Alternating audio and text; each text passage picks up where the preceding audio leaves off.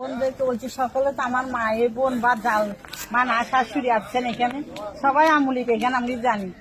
আমি কিন্তু আমার জন্মগতভাবে আমি বিএনপি ছিলাম, বুঝছেন। আমি মাহবুব কমিশন আমলে বিএনপি কমিশনার মেম্বার ছিলাম 3 বার।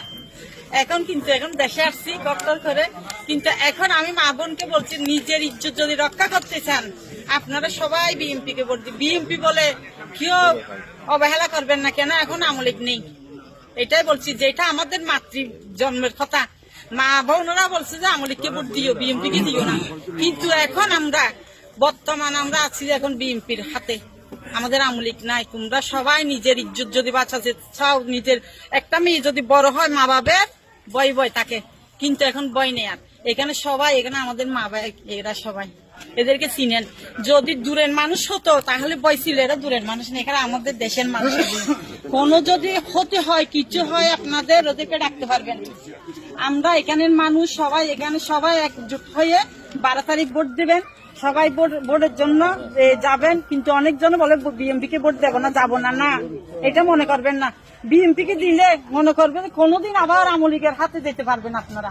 বিএনপি কে চান কিন্তু অন্য দল দেখবেন, কিন্তু নিজের হাতে নিজে কপালে হাত মারবেন। এখানে বিএনপি ছাড়া কোনো উপায় আমাদের নাই। এখানে হিন্দু বা মুসলিম হোক সবাই বিএনপি কে চান। আমি বলছি আমাদের এই এলাকার সবাই, আপনারা বিপদের সময় না পেলে এদেরকে পাবেন।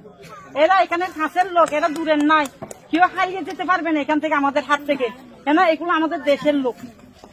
তাই আমি বলছি মা বোনকে, এখানে মহিলা হইয়ে বা পুরুষ হইয়ে ওই বিএনপি কে দেবো না, এই কথা আর বলিয়েন না। কেন আমরা এখন একটাই দল, বাংলাদেশে একটাই দল আছে, ওইটাই কোনো দল না, এটা নিজেরাই দল করছে, যে এটাকে কেউ সমর্থন দেবে না ওই দলকে। আমরাই এখন হচ্ছি যে কি সবাই বলো বিএনপি কে চাই, ভোট চাই, ধানের শীষে ভোট দেবে, এটাই আমরা চাই। আমাদের ধানের শীষে তো ধানের শীষ সবাই, আমি বলছি ধানের শীষে টিকে দিলে আপনারা মনে মনে বলছেন যে ধানের শীষ কেন দেব, আগে তো আমরা আমলিক ছিলাম না, এখন আমরা আমলিক, ধানের শীষে আমলিক মনে করবেন কেন? আমলিক আসার জন্য আমরা এটা একটা পথ। আমরা বিএনপি কে যদি চাই, বিএনপি দেখা 10 বছর বাদ হলে আমাদের নেত্রীকে আবার আনবে, জানেন এটা। কিন্তু ওদের হাতে যদি চলে যায়, পাকিস্তানে চলে যেতে হবে সবাইকে, মনে করবেন। এটাই আপনাদের আমার বক্তব্য শেষ করলাম।